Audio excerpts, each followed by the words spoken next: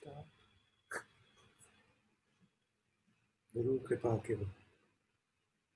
Namaste and welcome everyone to Satsang today. Sadguru Shri Muji Baba ki Jai.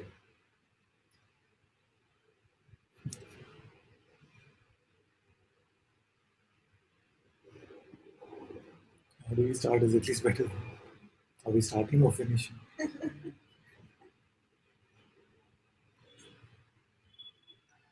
That used to happen only initially. My hands would be like this. So what's happening now? Are we starting?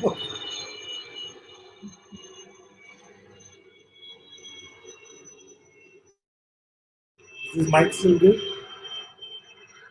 Can't hear so well now. Pankaj's modes of mic operation. How about now? But now what's going to happen is I won't hear you.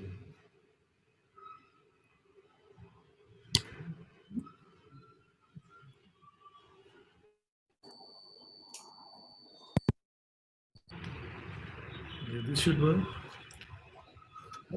Let's see if it is working well now. Just like this is fine. Just like this.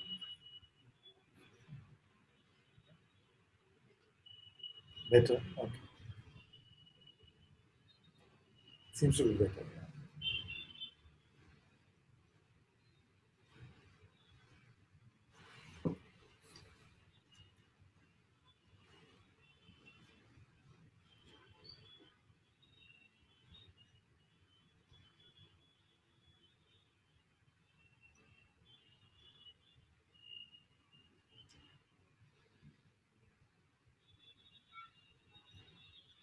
Then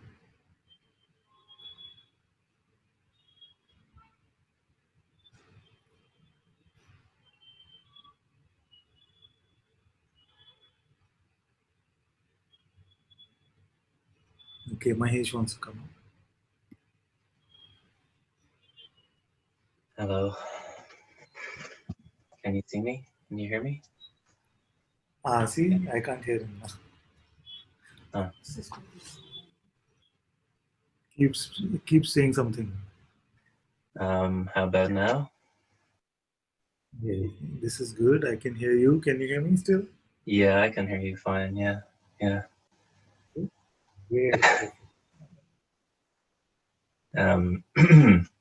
Yeah, I kind of don't want to be, See, I lost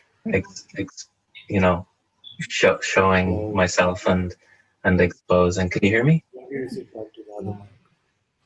Sorry, just give us a minute. Mm-hmm.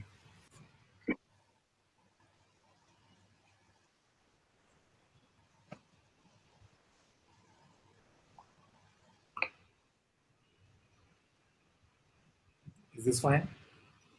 I can hear you fine. I can hear you. We can hear you. I might also be speaking a bit low because what I feel to talk about, to expose, is it doesn't paint my person in a good light. So there's resistance to talking about it, you know? But something that's coming up really strongly for me at the moment is feelings of guilt, a real sickness in the stomach. Because habits are playing, and they have been, they seem to be causing suffering in my relationship with my girlfriend. And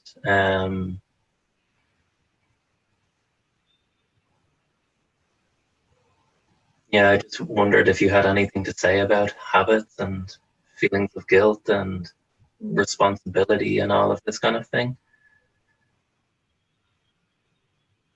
If you want, I can talk more about it, but if you we can have a conversation. But just to start off with, I feel like it is important to recognize that what we call guilt, as opposed to say anger, It's not the same degree. Is it? First, it is important to see that, because what can happen is that some event can show up and some anger can come. Is it? Or somebody slaps your child or something, and some natural anger can come up. Is it? So that is what we call anger. Is it? But guilt. So anger doesn't necessarily need a message. It doesn't even necessarily need a message saying, "Oh, that's my child," and somebody. It's just very organic. But when you look at guilt, is it? There's a feeling of some contraction or something like that. Let's call it an unpleasant feeling for a moment. But it is always accompanied with an idea of doing and not doing well enough or doing badly, and maybe always doing badly, and these kind of ideas. So, so these grade B emotions, as I call them, guilt, regret, pride, arrogance, remorse, all of these are more combination of the perception of a sensation combined with a meaning derived from the mind. And these ones, these are collectively what we call suffering. Suffering is not just the natural arising of some sensation, you see, because that is inevitable. Uh, the natural arising of sensations in this human existence is pretty inevitable. Everybody will go through them. But and let's call that pain for a moment. You see? So all that which comes organically, naturally, let's put it in the box of pain. And that which is thought needs a thought to make it that. You see, cannot just organically be. It needs a belief in identity. It needs me to be something for it to be what it is. You see, that is suffering. So suffering is not possible without there being a notion or a message in our heads. And by virtue of believing that notion or message in our heads, we take ourselves to be something that we are not. And the pain is very fleeting. You see, it just comes and goes.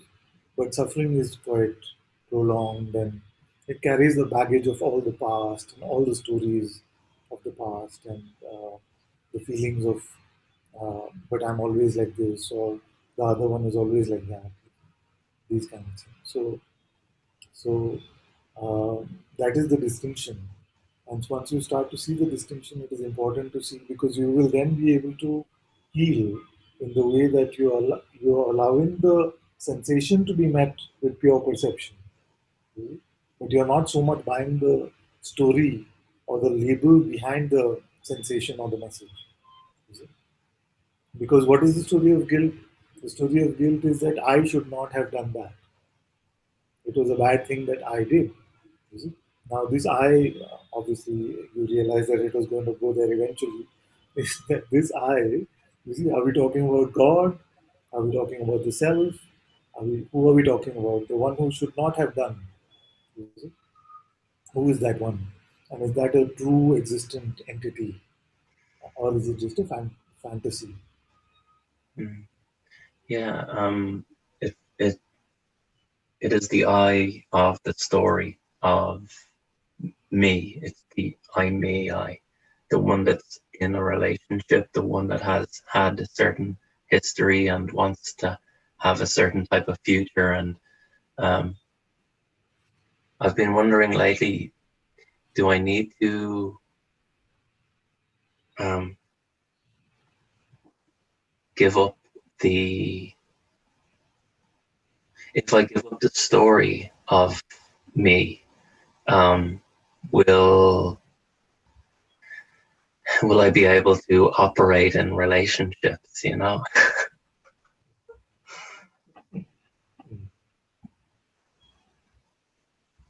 The answer is clear to you as you sometimes when it's spoken out loud, you see, then it seems to become clearer somehow. When it is inside, then it seems like it is still a real question. But as you were speaking it out, it felt a bit apparent that obviously that relationships Whatever needs to happen or play out in this worldly appearance can play out, you see, but empty of the burdening of the relationship. So this idea of I want a partner who's like that, she should be like this, she should not be like that. This is the burden of most relationships. So, and many relationships they go through this cycle of first attraction because of the opposite natures or differences in nature. Then once the other one admits that they are in a relationship with you, then we want to change them. We want to project on them our ideas of how they should be, and then maybe in this case, then feel guilty about doing that and saying, "I always do this."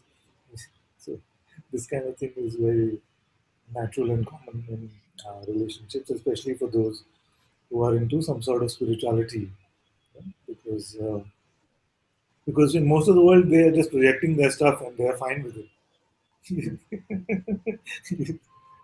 It's only after we have the spiritual knowledge where we feel like, oh, I'm projecting my stuff as always. You see, so not only do we continue projecting, we are also feeling guilty about projecting. You see, so it's a double one-two punch. A lot of things are worse for spiritual seekers. Actually.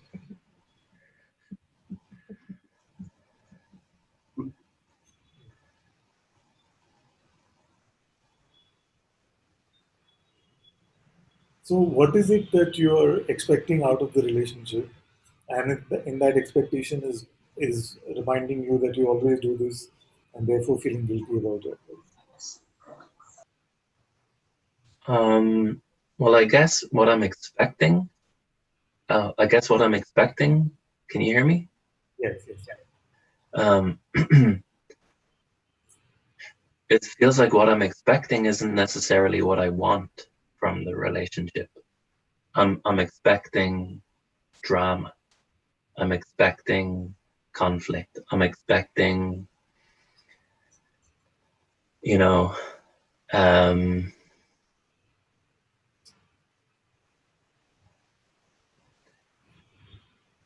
that there's no more kind of private world inside, that it's all just everything is exposed. And I'm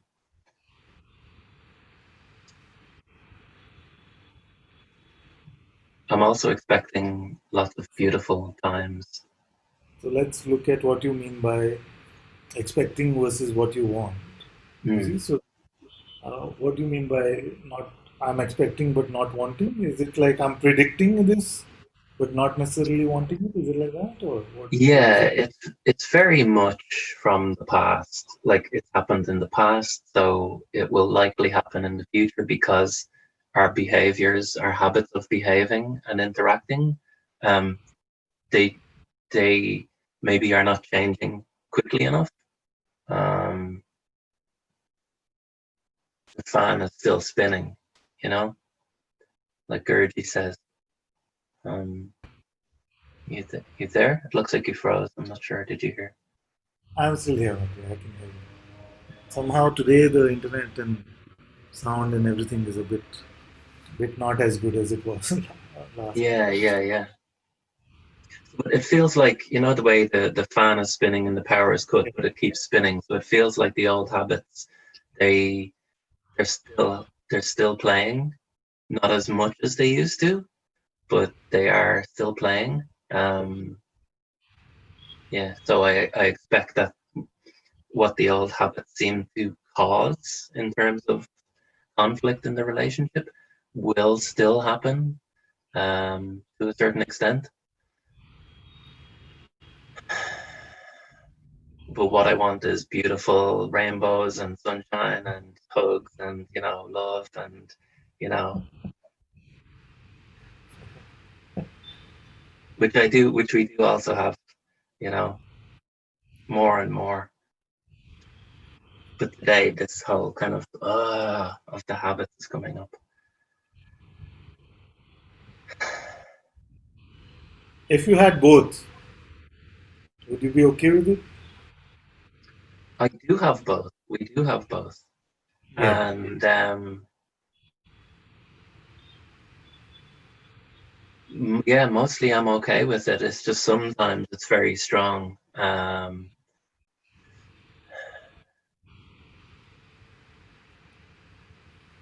Why, like this idea of why can't I change sooner?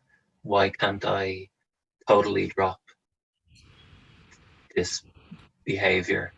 You know, why does it keep catching?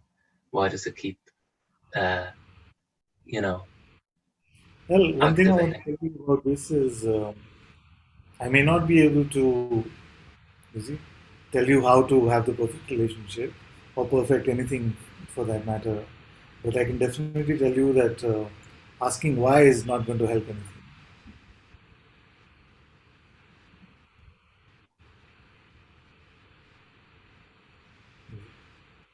Yeah, You will not be able to reason your way to the perfect life or the perfect relationship.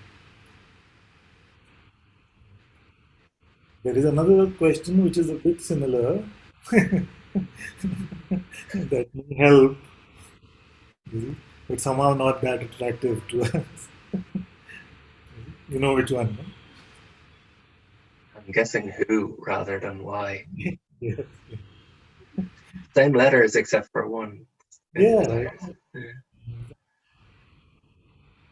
From why to oh. Yeah.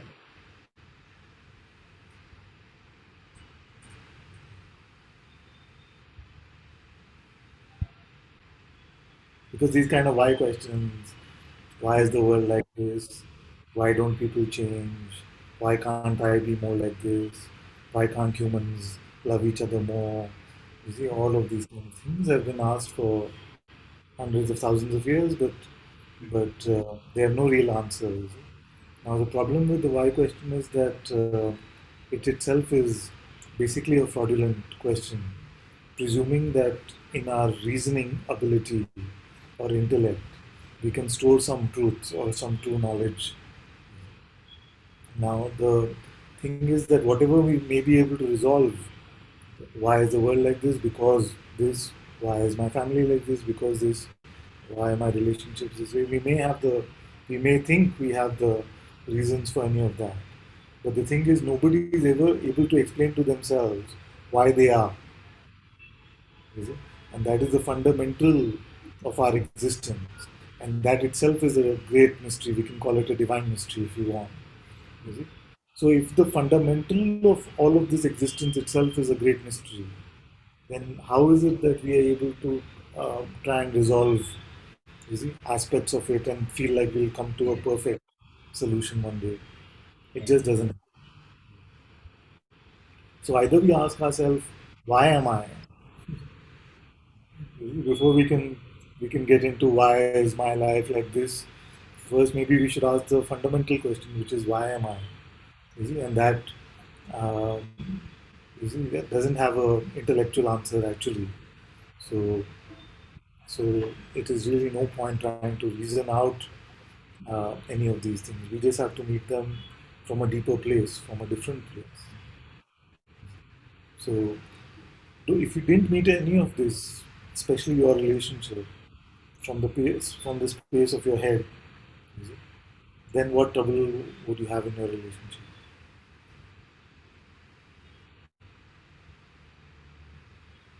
yeah. Trouble's just a story, isn't it?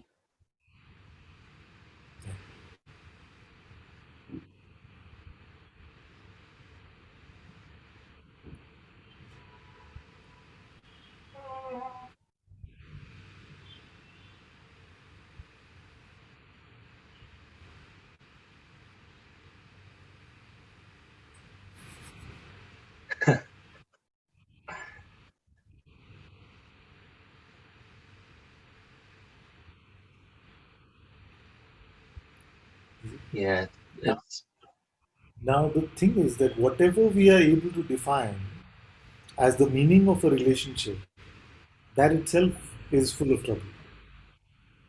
Is it? Like, what does it mean to be in a relationship? Like, why are you calling it a relationship? it's some commitment to each other. You know, it's some agreement. What is the agreement?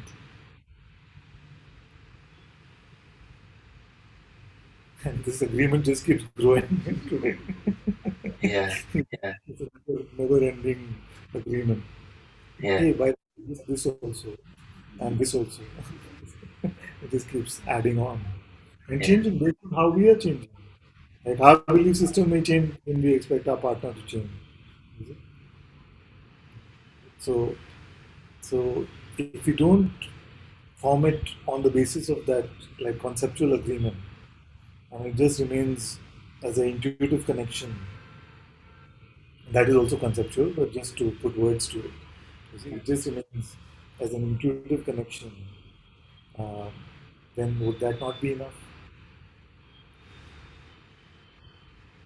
There seems to Is it? be a strong belief here that like a fear to drop that. Yeah. Um, But the thing mm, is, what is the alternative? You see, the alternative is that there's something objective in front of us. You see, let's call it partner. You see? And we are expecting that objective perception to remain constant based on our belief system or in line with our belief system of what that should be. Now, that just doesn't happen in this world. You see? Even a rock cannot fulfill that expectation of what our belief system of what that should be. So all perceptions are constantly changing, and that which we are calling a relationship is also another perception. You see? So we've taken another body mind, and we expect that body mind to conform to some idea of this agreement or contract that we have in our heads, and we feel like it will remain true to that, and then that will be a good relationship. You see? And it's a dance of projections both ways, because apparently from that side also this play happens. But who can play this game? You see? It never works. It never works because our beliefs themselves are not steady. You see? We meet someone who conforms fully with how our partner should be. Then what is our new belief? Oh, that's so boring. I want some excitement. You see? And then you get excitement because the person is so different. Oh no, no, no, you are too much for me. You see? You are too much for me. You see? It never works because that is the nature of the mind. You see?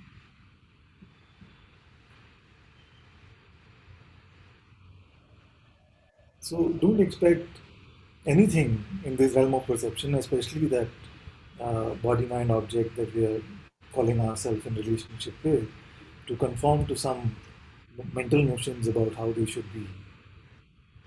Is it? And maybe in your openness, then there can be openness coming from the other side as well.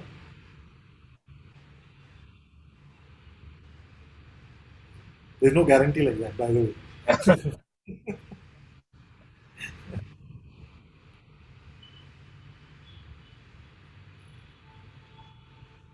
thank you.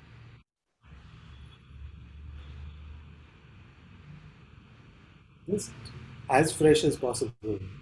As fresh as possible.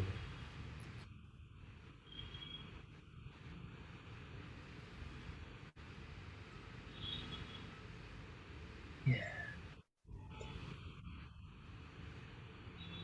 As light, as open, as empty as possible. Like a similar example, we had a beautiful conversation in Satsang the other day, where one said that, I'm paraphrasing, but this one said, I've had a beautiful time. I was able to focus for many years on my spirituality, but now in life, I realized that I need to make some money. And I got a job that pays me some money, but it doesn't give me the joy that I wanted. So I said, forget about the joy. You wanted the job so you could get the money. Now you're getting the money. Now don't add your expectations on top of that. You see? So that's what we do because we just say that. So basically, I said to this one, you bring the joy. Don't expect the job to bring the joy to you. You bring the joy to the job. You see? In the same way with relationship also. Don't expect the relationship to give you the joy, the peace, the love. You bring all of that stuff. Let the relationship be whatever it is.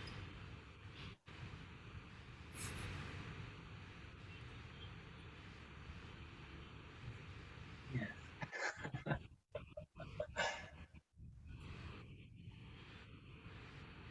So much simpler. Simpler, simpler.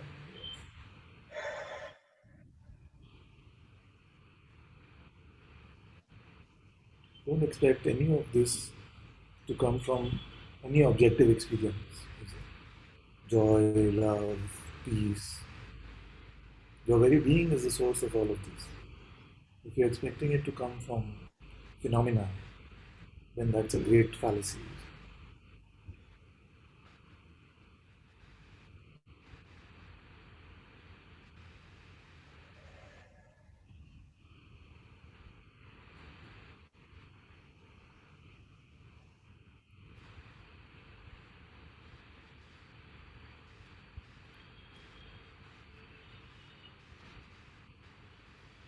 But, good.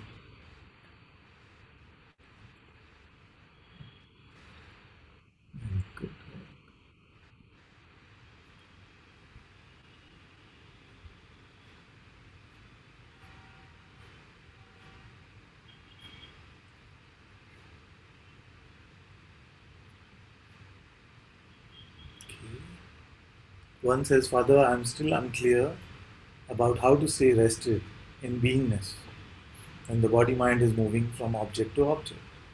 This may be a popular question, but wanted a fresh look at it.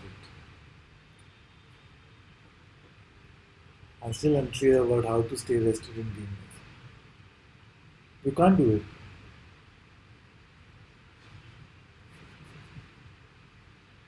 Just forget about it.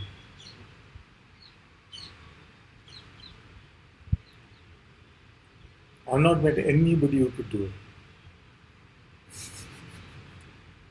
Just don't become anybody. Okay, let me not. What I'm saying is very simple. Just don't take yourself to be that which you're not. The rest of it is my problem.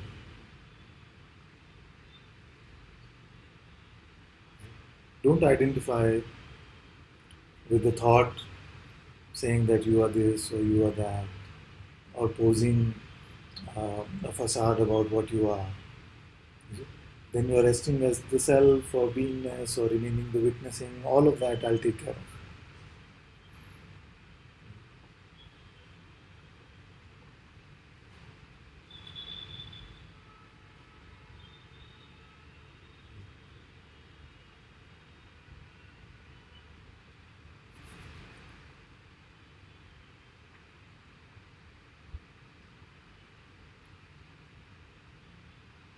How do you become the unbeingness, by the way? How do you do it?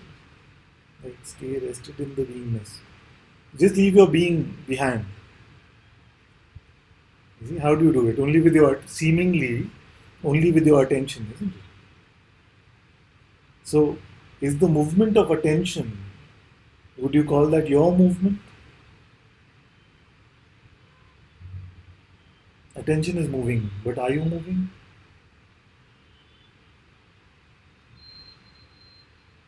So, how can we make the unmoving come to rest?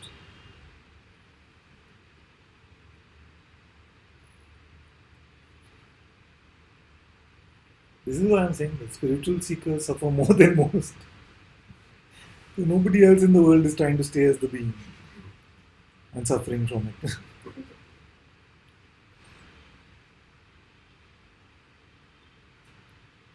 How to stay as that which you can never leave. How to solve the problem that doesn't exist.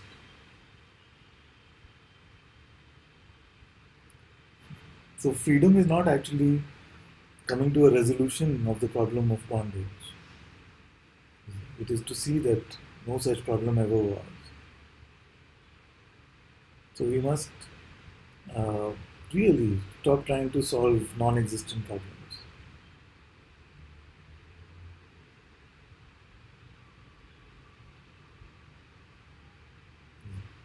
The only problem, if there is any, is that of the misunderstanding called ignorance. There's nothing fundamental, tangible that has to be fixed. If it was a fundamental, tangible thing, like an objective thing, then Jnana Yoga could not work. This satsang could not work. You see? Because maybe you need to do some Hatha Yoga or something to put things, if you were broken, separate. So being was here, you were here, and like Humpty Dumpty, if you had to be put back together again, then just coming and listening to satsang could not help you. Somebody would need to get some super glue, put you back together, saying, now you can just remain as your being. You see, the reason why Jnana Yoga works, quote unquote, is because it is just a mental misunderstanding, just a conceptual bad idea. And coming to satsang is to be rid of that bad idea. The bad idea is that of separation, of duality, that something ever really happened. And to remain in your notionlessness, and to remain in your unborn, is to remain empty of that idea. And empty of that idea, nothing has to be fixed, nothing has to be done.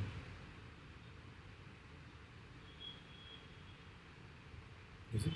Now, we are stuck in the paradigm of problem solution and problem resolution by the way of doing.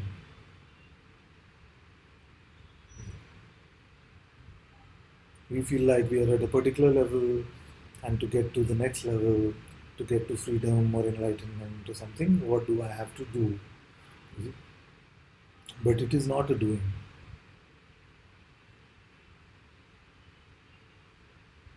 It's just the clarification of a misunderstanding. So if you felt like your being is in Delhi and you have to travel to that, then I would say, okay, go to airport, buy a ticket, board the flight. Yeah? So practice one, practice two, practice three, practice four. But if you are your being and unseparable, it's all just one being, then what advice can I give you to stay rested in that which you cannot move from?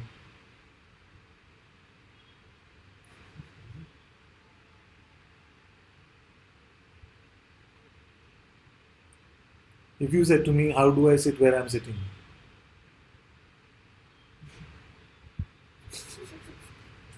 But you are.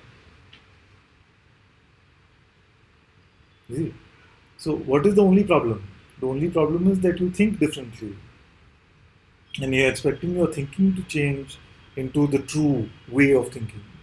But thinking can never change into the true way of thinking because thinking is too limited an instrument to convey the truth. See? So, as you let go of your thought, if you don't claim truth value to thoughts, then what is the trouble? You're already all that you will ever be. And that is not bad news, it is good news. You're already all that you ever can be.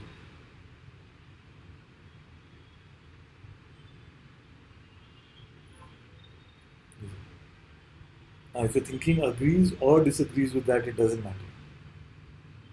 It is not about your thinking. If you think you're God, you're still the ego. If you don't think you're God, if you think you're the ego, you're still the ego. Never really, but in your thinking. If you're empty, if you're open and empty, there is only God.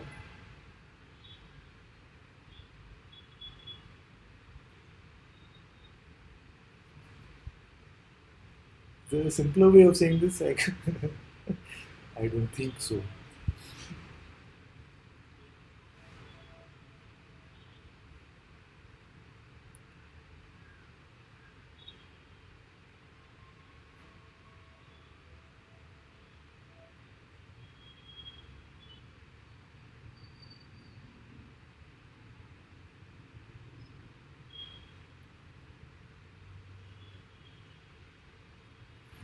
Okay? Father, I would like you to speak about the use of the words consciousness and awareness in spirituality, as I have seen many spiritual teachers speak about them as the same experientially. I think it is just the use of different semantics. Can we say that consciousness is I am and awareness is beyond I am? Yes, that is the way it is used in satsang here. But yes, many are using it differently, and we must not worry so much about the semantical differences. Many are saying consciousness is beyond awareness. Maybe they mean it in the opposite way. Maybe the term that they're using is the opposite to what we use in satsang. The point is not which terms are right. The point is to bring you to a recognition which is beyond all words. Is it? And I can tell you that in the recognition, even the distinction between consciousness and awareness is not relevant.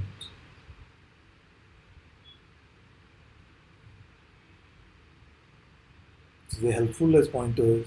So we may say, for example, that, yes, I went to sleep at night, I woke up this morning, and that sense of going to sleep or waking up, we can say that consciousness dissolved in its source and arose from its source.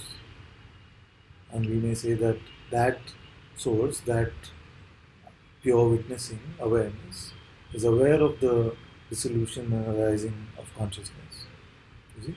Some in India, like some of the traditional saints, they call it pure consciousness, you see, and limited consciousness. So we don't have to worry so much about the semantics. You see? Uh, in the qualitative play, I'm sure you will recognize just qualitatively that the two questions, am I aware now and can I stop being? You see? They are different in terms of the qualities which are pointed to in these two questions.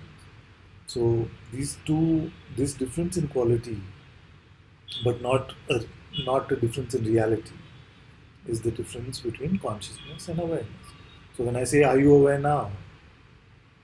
you see, it's independent of even the sense of being. But when I say, "Can you stop being?" you notice your infinite presence.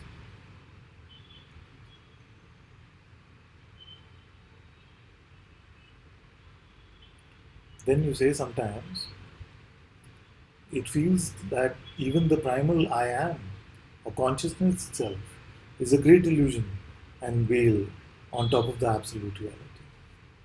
Yes, yes.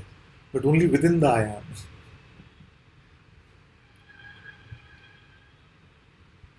Like this conclusion cannot be made outside of the I am.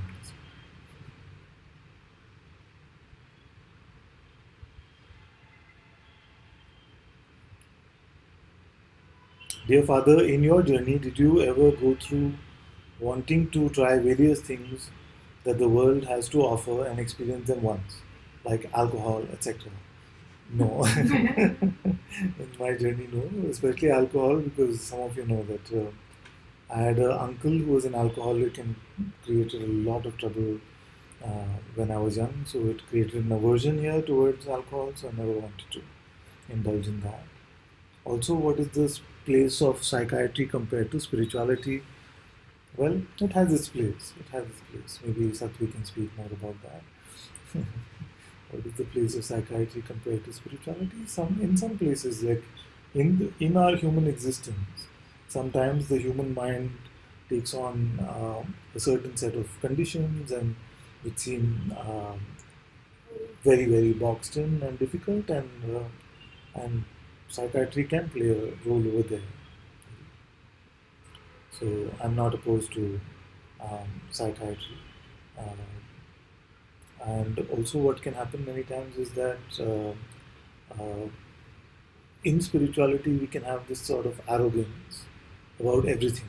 We were just talking the other day, and we were saying that only the spiritual one will say, "Okay, uh, if my car is broken down, you see, and it needs a mechanic, we will be the only ones who will say, no, let's not take it to the service station, you know."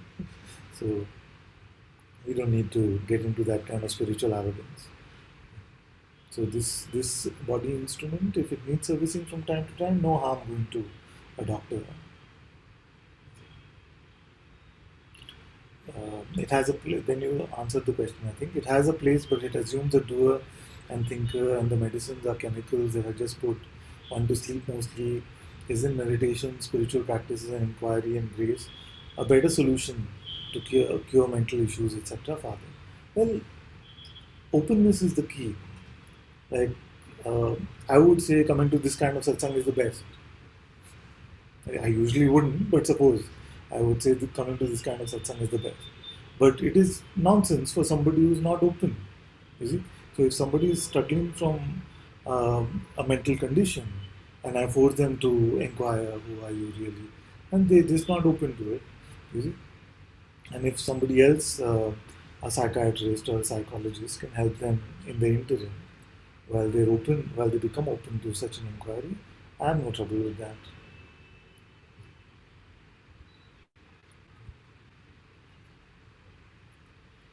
For me, the spiritual method and grace has always worked, and slowly progress always happens. Everything gets resolved and sorted. It's good. No? So you're blessed in that way, that in your heart you feel a resonance to this, and there's some openness to satsang. So then you say, please bless Father, be with me during these times, and always make me like you.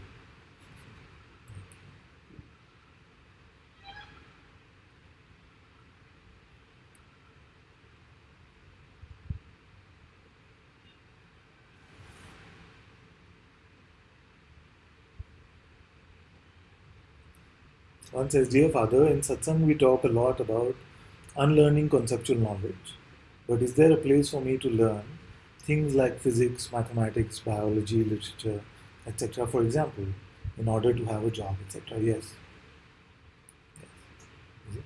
So, so uh, to learn that Einstein came up with the theory of relativity, and in the theory of relativity, which by the way is very fascinating, which tells you that everything is moving at the speed of light into the next moment.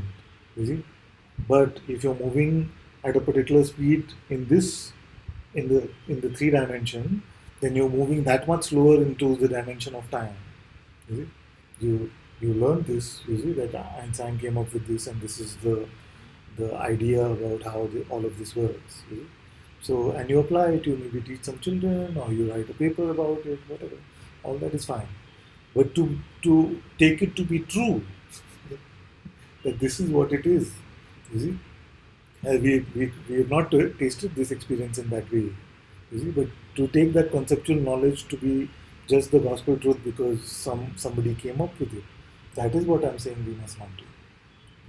So we realize that there is a lot of conceptual knowledge out there, and this body instrument is used as a vessel for communicating. All of what is shared in satsang is also conceptual. It's pointing to the non-conceptual, but we have to use concepts to make that communication, to aid that communication at least.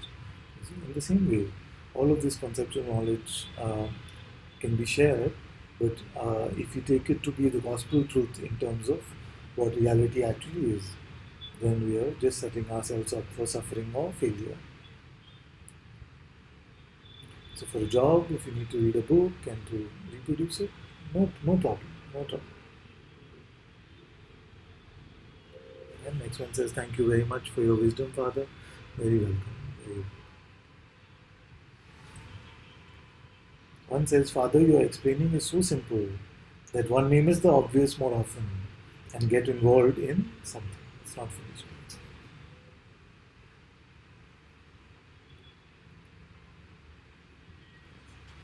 Okay, Olivera can come. Namaste, dear Ananta. Thank you for allowing me to speak. I've been listening to Muji Baba for years and years. I'm very attracted to him and his teachings. And then I started listening to you too. And I'm so attracted to what you're saying. It goes so deeply. And what's happening now is that there's kind of impossibility to live daily life because and I'm struggling with this for a pretty long time now. I totally adopted and totally believe the ideas that you share, and somehow it happened that um, I just want more and more. I don't know why. More and more to leave everything. To leave everything. I'm not interested in ordinary life, in anything anymore. It became impossible to go to work, to meet people, to do usual stuff. It's like I'm stuck between the two worlds. I believe that it is so because these ideas that I adopted are on the mental level only. So I think the ideas that you share are here, and but somehow it became impossible for me to move on with my life. I, c- and I struggle really hard. It's became I want to die. It became virtually impossible for me to move on a single step. I don't know. I, I'm getting something wrong. You know, there's some misunderstanding. But it's I literally I want to die. I don't want to move on. Can you Thank you. help me, please? Yeah, yes, Nadia. Let's talk a bit and see what we can do. Thank you for that report, firstly, and I want to first say that you're listening to Guruji and you're in satsang here. My feeling is that it's all going to be beautiful grace. It may not always feel like beautiful grace. Sometimes it may feel like acid grace. That is clear, but I'm sure that grace is working its way through. Now, when you say, for example, that you're adopting the ideas that I'm sharing, I Yeah. just want to say mainly that my main idea is to not adopt ideas. That is the main idea. So, so But what is I that? cannot help it because I feel all that you're both Mujiji and you. I feel it's true. What you say, it's true. But somehow I'm lost. So, so can you take me through what happens? For example, suppose there is some work to be done or an email has to be sent. Then Okay. I do it, but forcingly. I don't want to do anything. I just want to stop with everything, and it's becoming. I mean, I've been struggling with it, but now it came to the point where I might just drop everything and just sit in the corner and wait for what's going to happen. I have no will of doing anything, of meeting anybody and for how long is it like this? for months, for months, like almost a year. And it's becoming stronger and I'm now at the point where I'm struggling with not just you know just do it. Yeah, yeah. Actually, after I met Guruji the first time, for many months I didn't feel like doing anything.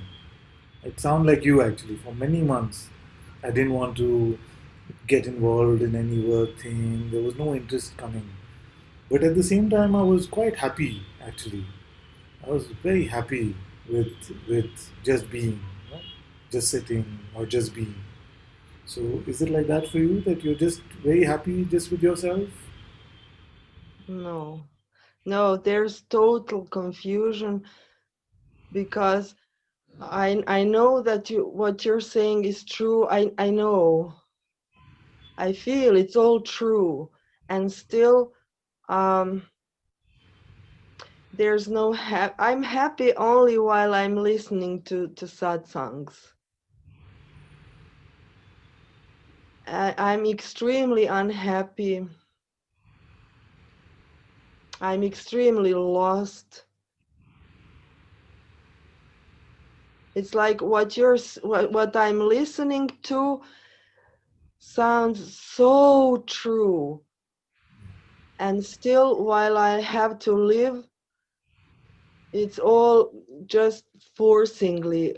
I have to do this, I have to do that, I have to go there. I'm I don't feel like doing this, but I have to do that, and I don't want to live, but still, if I kill myself, my son is going to, I don't know, something's wrong there. I'm I'm making some I'm making a mistake somewhere. I'm getting something wrong. There's no happiness. There's happiness only when I think of you and Guruji, and when I listen to you, to both of you. It gives me hope that one day it's going to be like that for me. But looking to my life and how I feel, it's just a great unhappiness, unfulfillment. Even now, I feel like I'm choking while I have to talk about it all. I'm with you. I'm with you. First, I want to tell you that these ideas or thoughts about killing yourself or doing something to yourself is not, we have no guarantee that things become better after that. We don't know, things could be much worse. So, so there is no need to think in that direction because there is really no that is really not a solution from whatever I see now.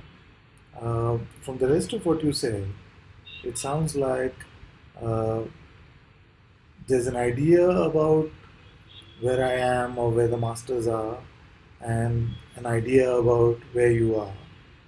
Yes, And it seems to be an unsurmountable gap between the two. It seems like yes, it's too big, you see, and then you can't really grab at it. You try, you listen to satsang, you see, but you just can't seem to get to that point where these yes, guys seem to be, and that can be very frustrating and irritating. yes, So, I understand you. I hear you because for a long time I felt this way. For a long time I felt this way, and in the spiritual journey, as you may call it. So I had many such occasions where I felt so frustrated because reading I Am That, for example, he would talk about staying with the sense I am, and I just couldn't do it. And it was so frustrating. He said it was so simple. My master told me to stay with the sense I am, and I just stayed for 3 years. I used to be so frustrated. Most of you heard the story. I said I can't do it for 3 minutes. He's talking about 3 years. So this is just so it grabs at you. You see, the truth grabs at you, touches your heart. You know it is true. You see, but it seems so unattainable that it yes, ends. exactly. Yes, yes, yes. Yes, I understand this spiritual frustration because you're stuck. Because if you heard it and you felt like it is false, then you could drop it easily, isn't it? Then it's not a Yes, big deal. yes, yes, exactly. But something calls you in the heart and says, "Come, come, this is the truth." But when you try to grab at it, you keep missing it. So it's bound to be frustrating. I completely understand this. I completely understand this. But I want to tell you one thing that if the Master's grace worked it out for this one, who was quite a terrible spiritual seeker, is it? If the Master's grace can work it out for Ananta, he can work it out for everyone. Is it? just patience, and as much openness as possible. Because Ananta, this one was never consistent with anything. One day kriyas, one day chanting, one day inquiry, one day something else, one day yoga, one day pranaya, all over the place. It was not. If somebody said write a textbook about how you got to freedom, it would be the most confusing thing that you could ever read. You see? Hopeless case. So so if this hopeless one can through the master's grace come to the recognition of what is, you see, there is hope for everyone.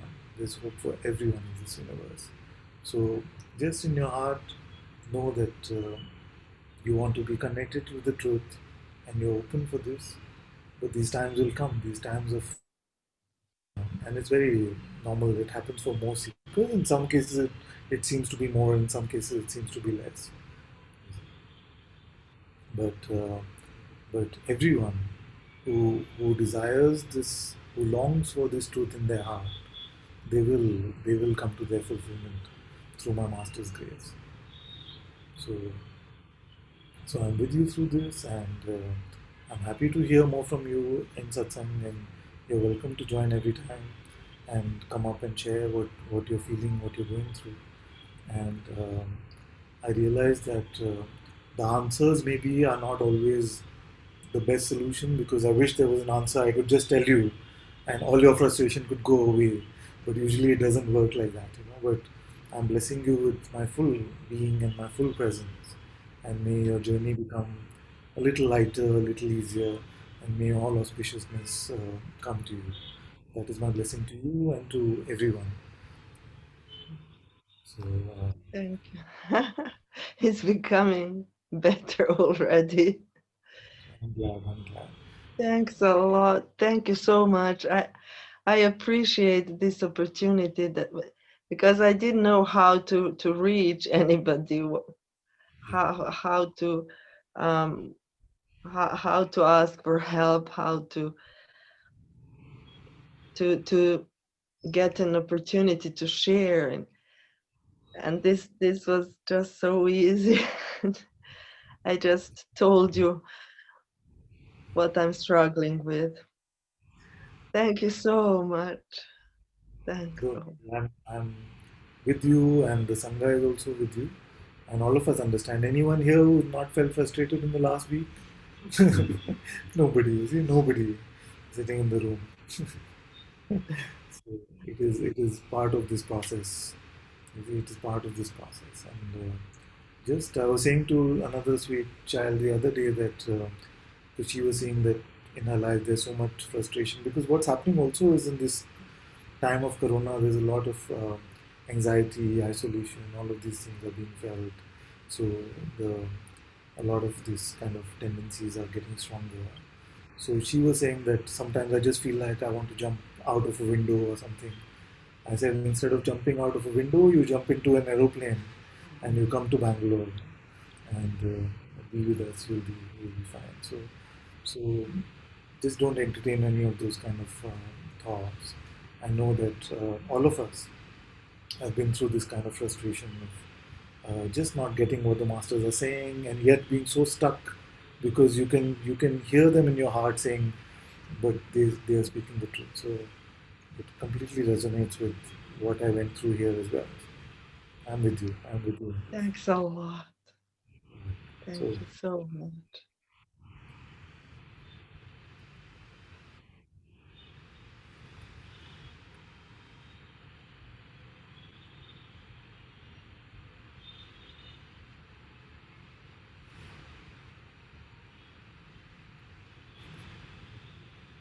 one says, Father, which path is to be followed for consistency in spiritual progress?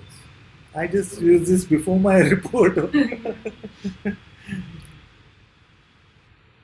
Well, what to say? I just said I was so inconsistent in that.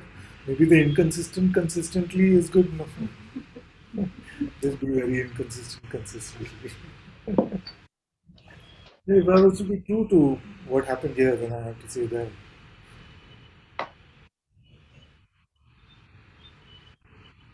I don't have a good answer actually for that. Which path is to be followed for consistency in spiritual progress? If you feel in your heart that you can surrender, if you feel in your heart you can surrender, just let go, then that is easiest.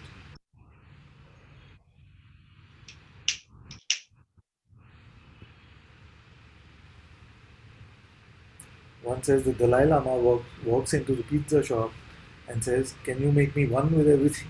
Nice. I heard this one. One with everything.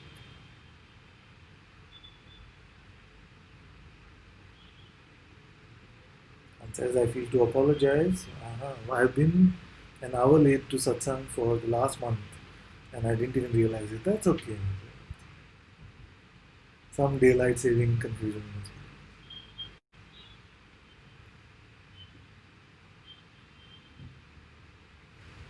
If you want the recording, it should be there. But it's okay. We can be fresh. We can be fresh. Okay. Seda wants to come.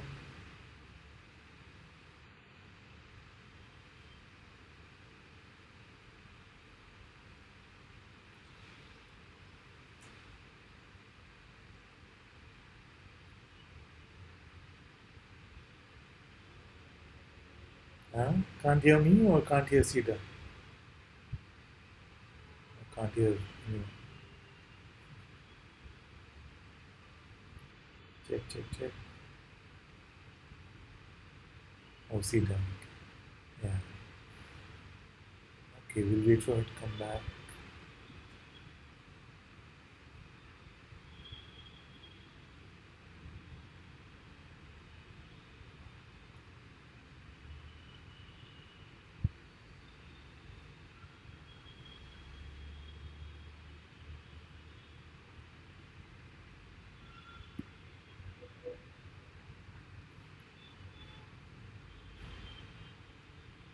Okay, Madalena wants to come.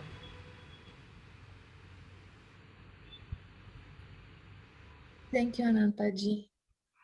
Um,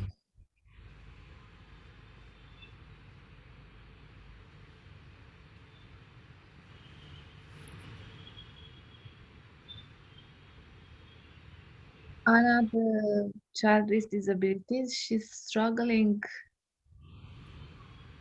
in this time. Um, she seems to be enjoying school, but at home she's very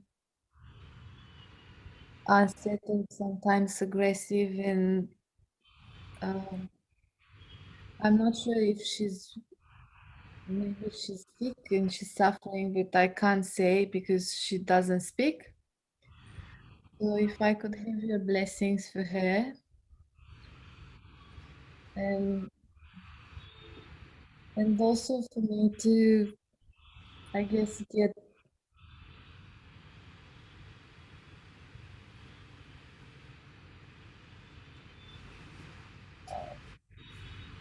be blessed with wisdom, I guess, to be able to help her and find a way to, yeah, to keep her if that's something that she needs. Mm.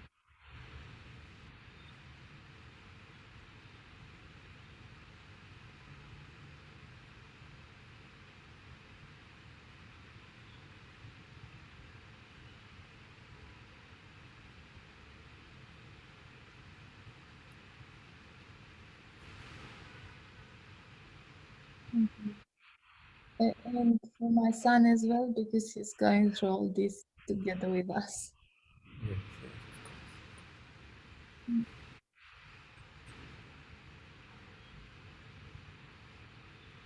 Mm.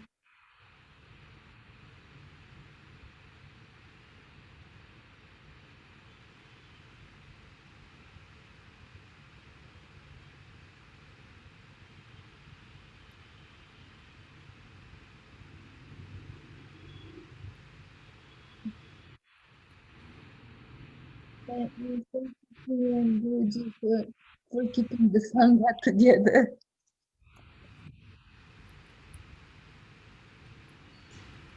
It's wonderful to hear all the brothers and sisters. Yeah. Mm. Thank you.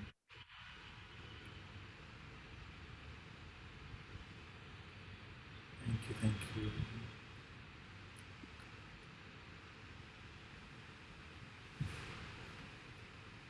Father, is it better to be in a more natural, quieter, and less crowded environment to follow the spiritual path? Sometimes, sometimes, not always, because there is no set template for freedom. Like I was taking this example of how it happened here.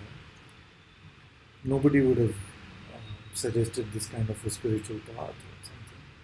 So, but no harm if you can, if that is available to you to be in a more natural, quieter, and less crowded environment, then no harm. It doesn't disqualify those who can't be in such environment. But if it is a possibility, it would help.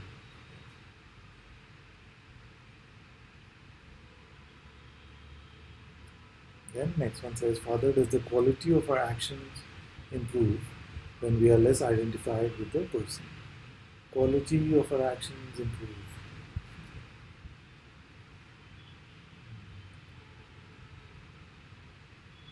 Well, in one way, traditionally speaking, yes. But but everything is so subjective. Is this a good action or a bad action? Depends on what you're feeling about Ananta. Right? So if you're angry with him, you'll say, "What an idiot! How he moves his hands." You see? If you're feeling very nice towards me, oh, I just love the way he moves his hands. So is it a better action or what? In itself, it is just what it is, and that is life. That is life. Nothing has inherent meaning in that way. It all depends on the perspective that you bring to it.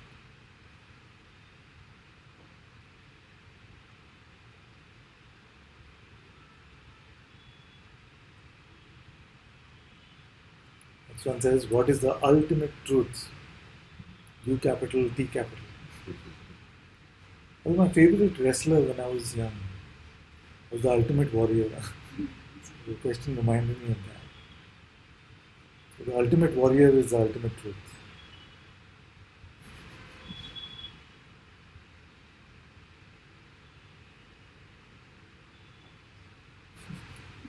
It's a good thing sometimes that there's a, it's not in the same physical location and you can't jump through the screen.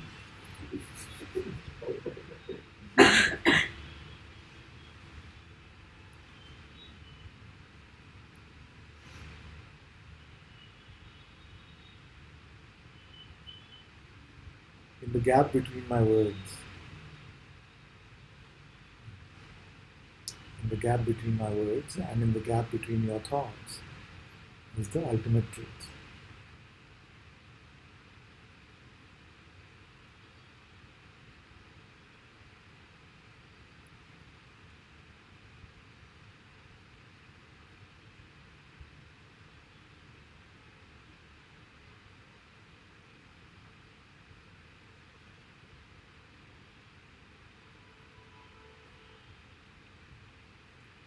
One says, Father, may I walk through self inquiry with you at some point?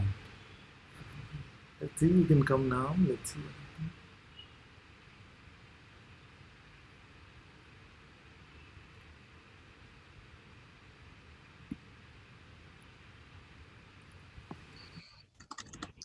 Namaste, Father. Thank you.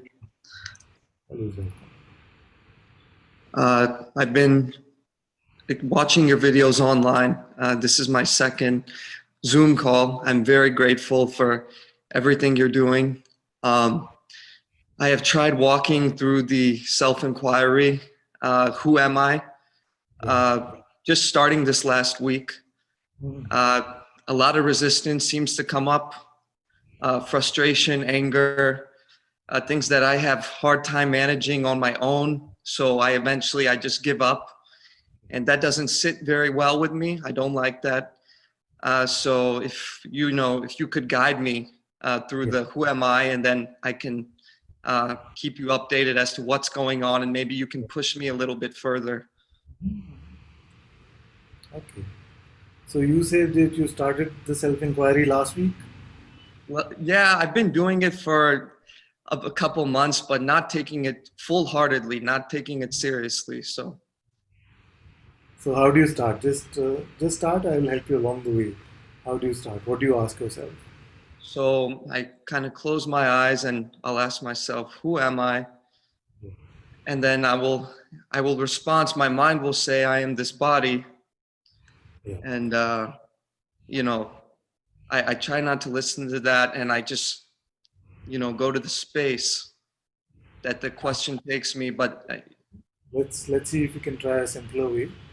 So just check in within who are you, who am I, check in, and let any thought come. Let the thought come. When the thought comes, ask yourself who witnesses this thought.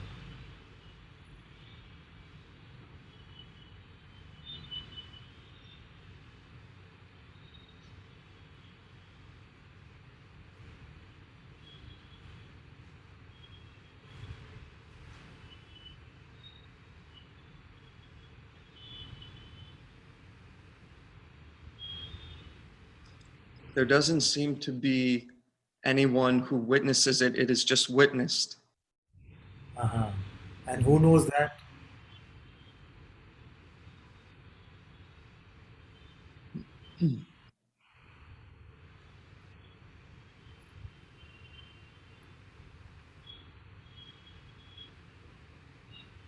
I don't know. It's a good place to come to.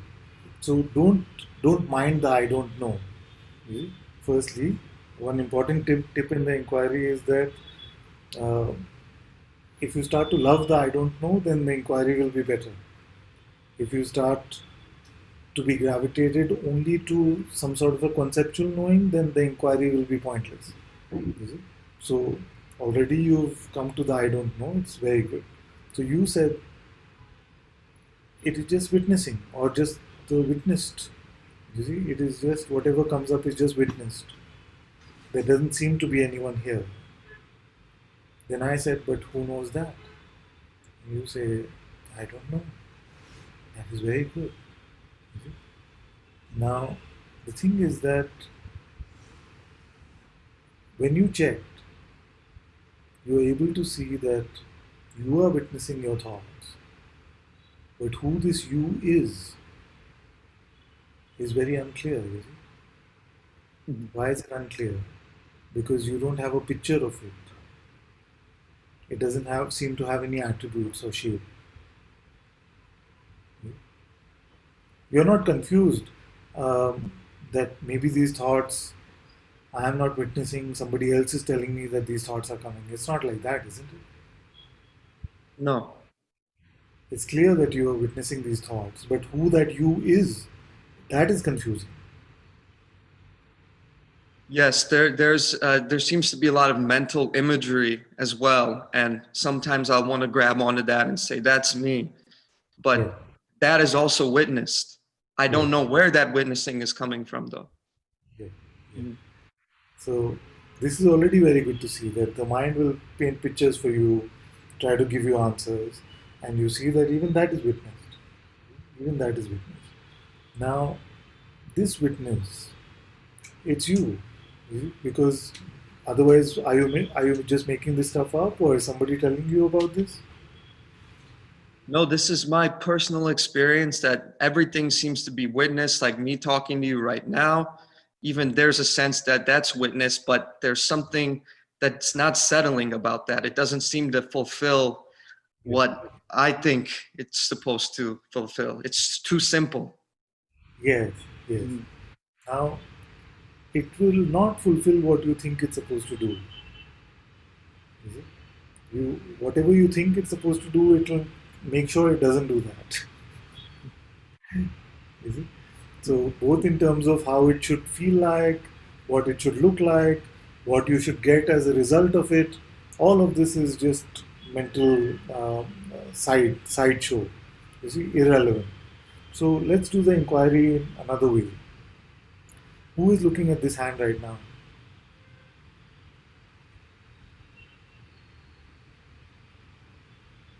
I don't know because I cannot say it was me because there's that even that me is witness. So Sounds like somebody who's been inquiring for too long. You see? So, but the answer is simpler. No? Can you okay, deny that you are witnessing this hand? I cannot know.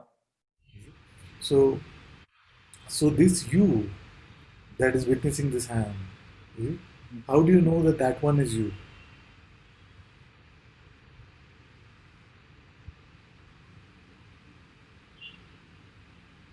Say that again. You see? We say, I'm witnessing the hand. You see? Mhm. This I itself, can that be witnessed?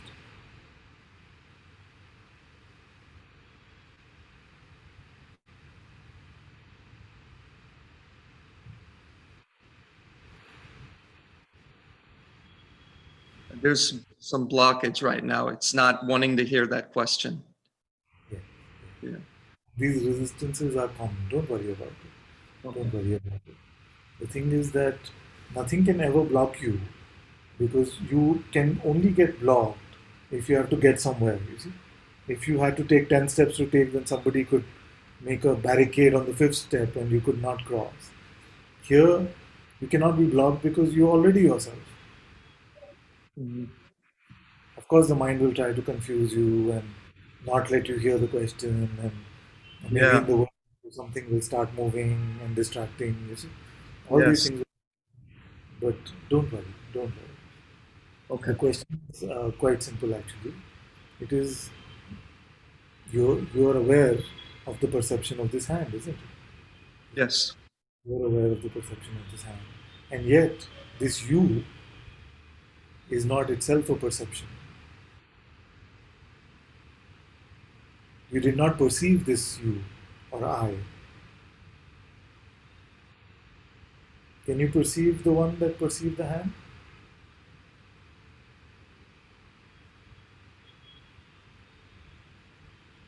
And don't worry, all of this is being recorded. If there's too much chatter, not being able to focus, the recording is there. You can always visit it. So don't stress yourself out about that. Don't worry about that. Where are we now? What did you hear last? I don't remember. I think Good. you said, can the perceiver be perceived? And yeah, just dark space in my head. Nothing. Yeah. Uh-huh. Okay, but don't. We are not in opposition to anything. A thought comes, it's fine. Dark space comes, it's fine. You see, so don't try to push away anything. Don't try to like focus too much or control your attention. Nothing. It's very simple. Very simple. I just said that you are aware of the perception of this hand. Is it? Yes. This you that is aware of this perception, is that itself perceivable?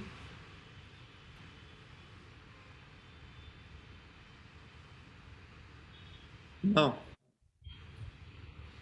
Are you just making it up conceptually that there is a I that is aware?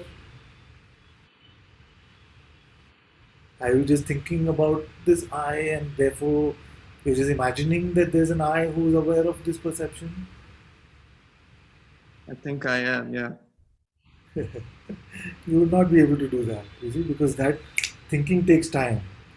Your awareness of this perception, like you're hearing these words, you Mhm. see, is immediate, isn't it? Yes. Mhm. You see? So the the awareness of all of this perception is just naturally there, independent of your thinking and independent of any perception that you may have about yourself. Mm.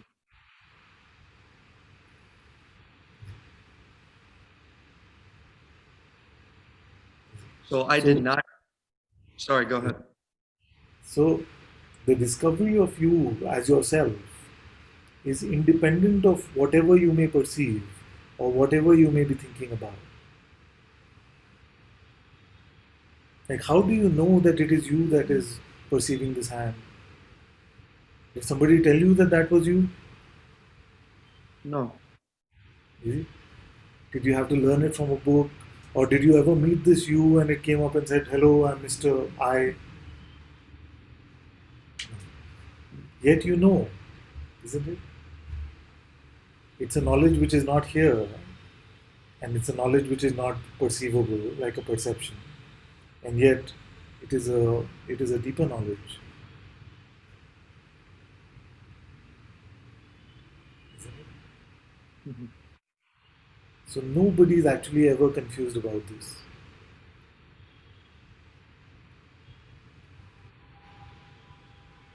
It is only that in the play of identity, in the play of belief and attention, we limit this which is clear to us, we limit it and we give it a boundary like a body mind or our desires or all of these things. So, so to let go of these limiting ideas is to remain in the truth about yourself.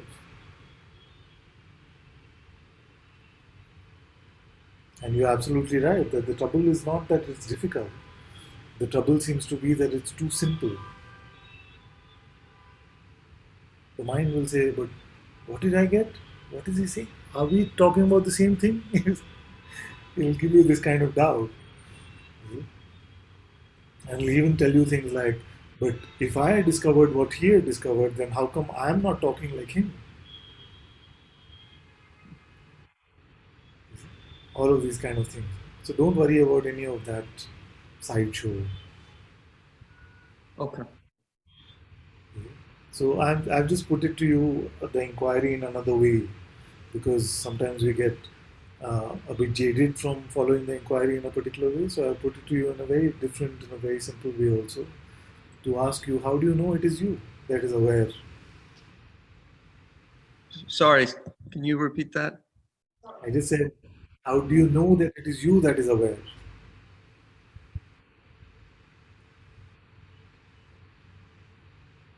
It's not something that I have to know personally. It's just it's intuitive. That's it. That's self knowledge. Hmm. That, that doesn't seem as satisfying for some reason. I don't know. The one who wants to be satisfied with it is the one that is going now. Hmm. The one that wants is not this one. Is not the one you intuitively know yourself to be. It is just a bundle of maybe spiritual desire in this case. Hmm.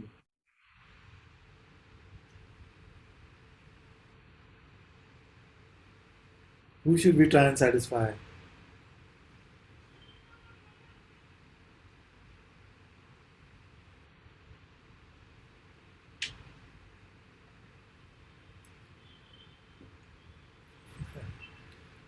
So there's this idea deeply inbuilt in all our spiritual, deeply inbuilt into our spirituality as well.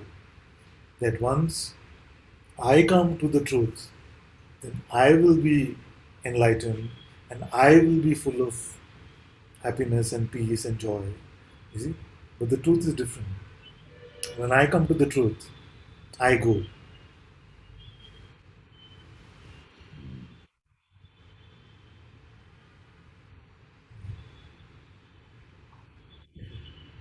It's not that what I want, I get. I see actually that this I was never real. That's why Bhagwan Sri Ramana Maharishi said, I removes the I and yet remains the I. So what happened? The true I removes the false play of the false I, the limited I, and remains what it always is. You see? There is no deal that the truth has to help the false. You see? There is no deal that your discovery, your intuitive intelligence about your own self is supposed to give something to that one that doesn't exist or satisfy the one that doesn't exist.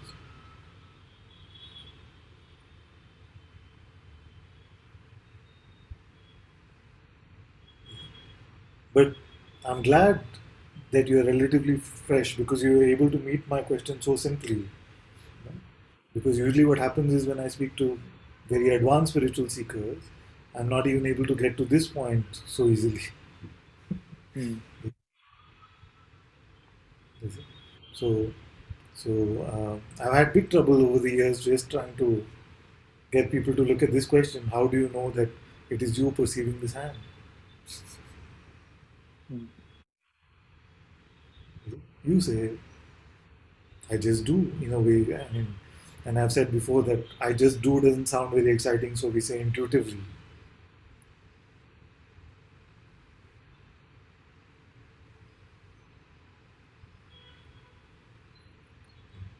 That is self knowledge.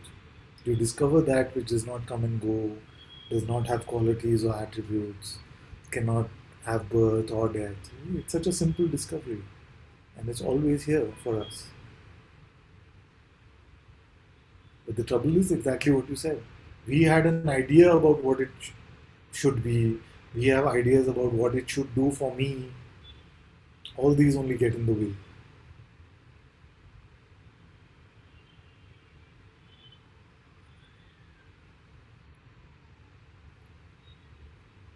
That's the inquiry. Well, thank you, Father. I will sit with that meeting that we had, and I hope to check with you again in the future. Always welcome, my dear. Okay. Very happy to hear from you. Thank you. Thanks. Thank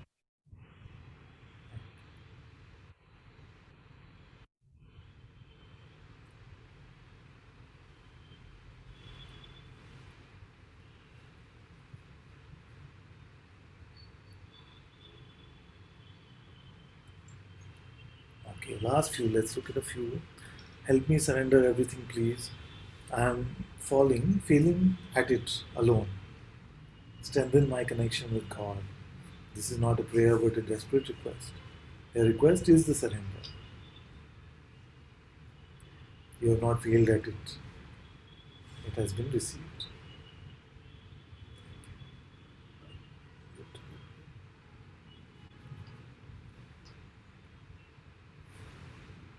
One says, how does Sri Guru Nanak use the word Kartapurak for the divine? Is it the doer and the done of the phenomenal world? Yes.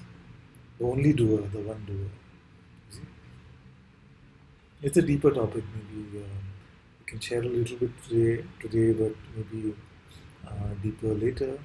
But as long as we have the idea of doing, and doing is a very, very primal idea in the human condition, is it? It is best to say that it is consciousness itself or God itself who is the one doer. Yeah? Guru Kripa Kevalam. Everything is being done by grace, by Guru's grace. How does Guru Nanak use the word Karta Purak as for the divine? Is it the doer and the done of the phenomenal world?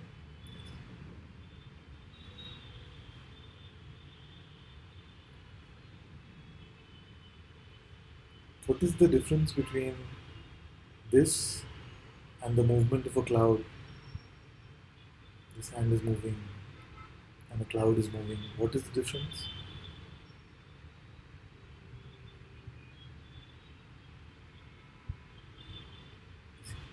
Usually the difference is in our heads where this movement is attached to an idea of agency which some apparent one called Ananta has. An idea of volition or choice or agency that an apparent Ananta has versus the movement of a cloud is just a happening. But both are just movements, apparent movements, on the screen of consciousness.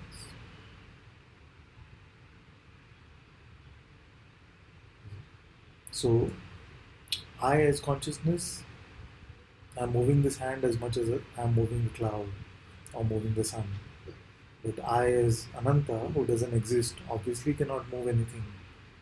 How can the non-existent have volition or agency, you see, or control any movement? So, as we are coming to the discovery of the non-existence of an individual entity, It is the end of the idea of individual agency as well, which is a strange thing actually, because many times we come to clear recognition many times about the non-existence of this individual entity, but we still get caught up in doership, of individual doership. So then we see that both are just movements. Now, the thing is that because we are so attached to the notion of doing, we cannot let a movement be just a movement. We have to give it to some agent, you see? And that is why. So this is a subtle topic. Okay. So if it's beyond at this point, don't worry about it. Because in the human intellect we are so caught up in this notion of doing, we cannot let all this dance of consciousness, we cannot let it be just as a movement. We have to ascribe some agent and say, you are. I have to. We cannot rest in peace unless we have identified the doer.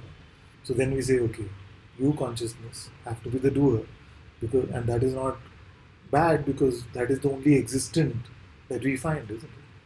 When we look, we only find I am. Is it? So who has? If there is to be a doer, then who will it be? I am. Is it? But I want you to be actually rid of the notion of doing itself, because there is no such thing. Is it? Then you may say, okay, it's all just a happening. Is it? But I also want you to be rid of the notion of happening, because nothing has ever happened. Maybe I'm going too far. Is it? Happening means time. Happening means space. And time and space are just notional. Now, I don't want you to build a conceptual framework with all of this. Is it? It is just enough for me to shake up your conceptual frameworks and leave you open. In your openness, all of this will become your intuitive insight. You don't have to understand it here.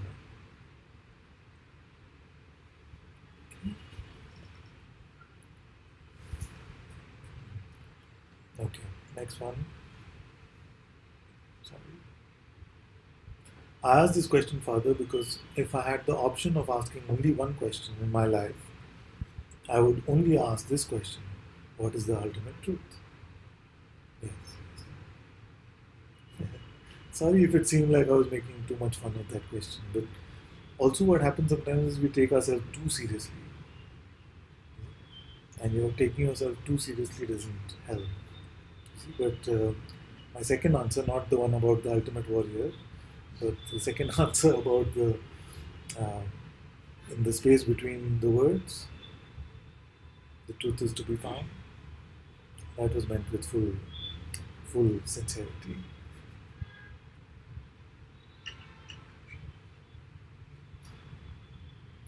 Next one says, "Hello, Father. My relationship with my wife has hit rock bottom. Yesterday, we both spoke about separating. We are going to attend consultation from professional service, putting everything at your feet."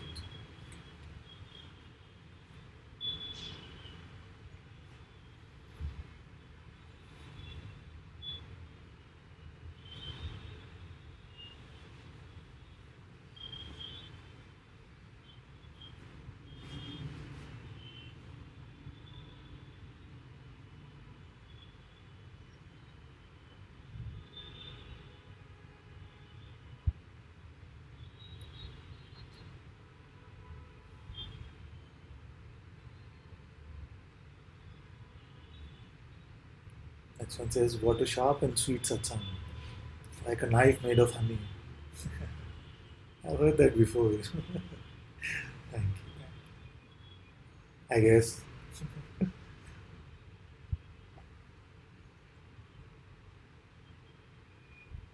Okay, next one says, "Thank you, Father. It took me a while to digest what you said to me about spiritual arrogance. Thank you for clearing the cobwebs in this house. Much gratitude." Very good.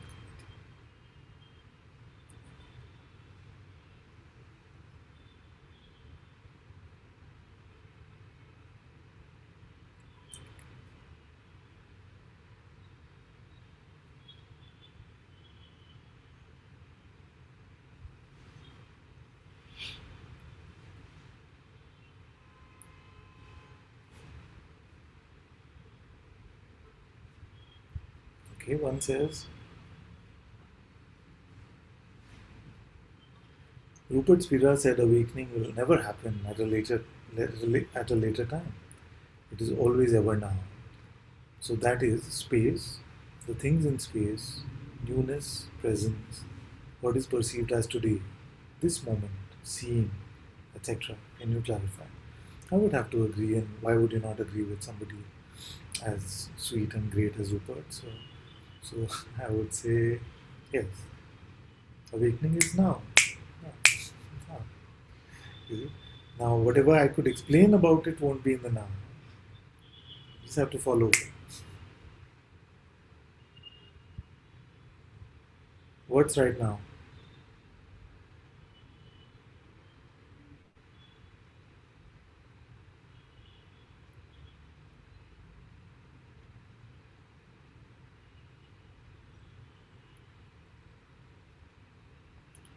Remind me of a story. No? One time, one um, great disciple of a great sage um, had accomplished great accomplishments in the spiritual domain, and so much so that his master told him, "Okay, I cannot give you any more. I am full." You see, you have to go to, who is it, Yajnavalkya, probably. Go to a great sage called Yajnavalkya. He will resolve your confusion. You know, he will give you the ultimate truth. So, so this one got very excited and said, I'm going to go to sage Yajnavalkya, and the Yajnavalkya will give me the ultimate truth.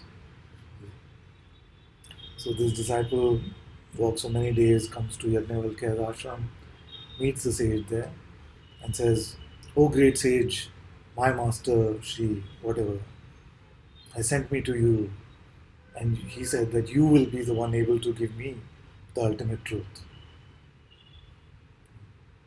And Yajnavalkya is just quiet.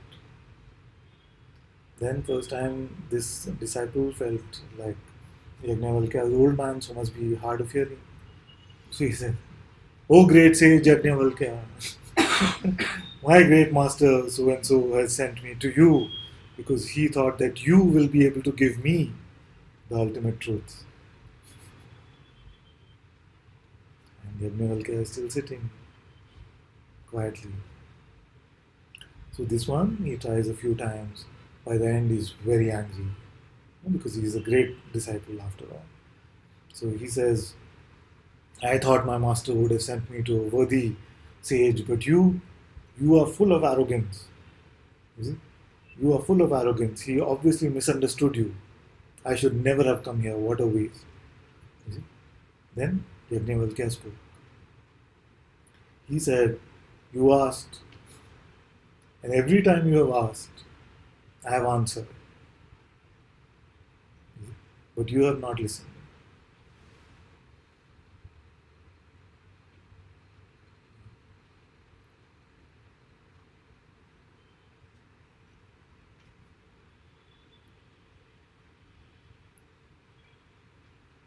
The answer is always there for you.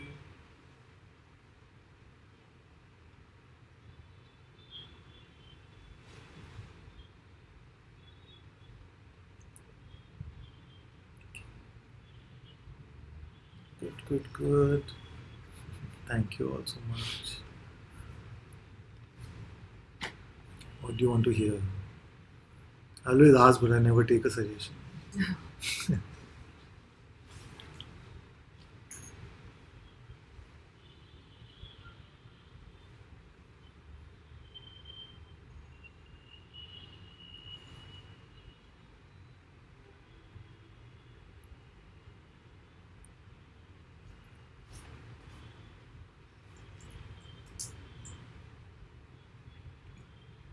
Can we play the video, Guruji?